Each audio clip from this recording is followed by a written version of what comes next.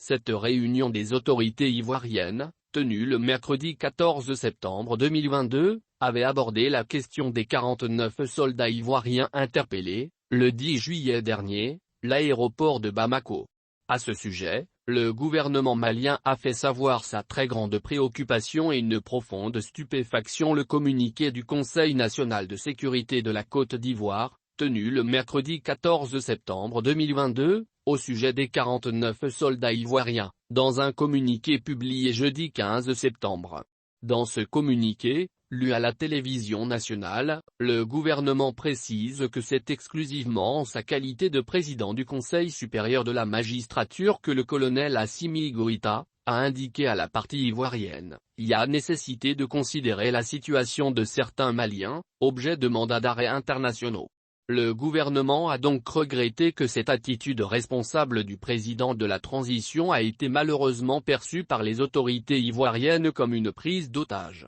Ainsi, à la décision du gouvernement ivoirien de transformer un dossier judiciaire en une crise diplomatique en saisissant la CEDEAO, le chef du gouvernement par intérim a martelé que le gouvernement n'est nullement concerné par cette procédure devant l'instance communautaire.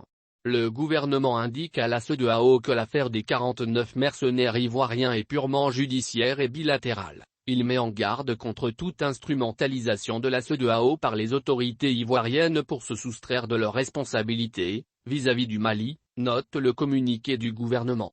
Dans la même foulée, les autorités maliennes réitèrent leur attachement à la paix, à la sécurité et aux relations séculaires de bon voisinage, tout en précisant que pour le respect de sa souveraineté, sa sécurité nationale et aux intérêts vitaux de son peuple, il ne cédera à aucun chantage ou intimidation.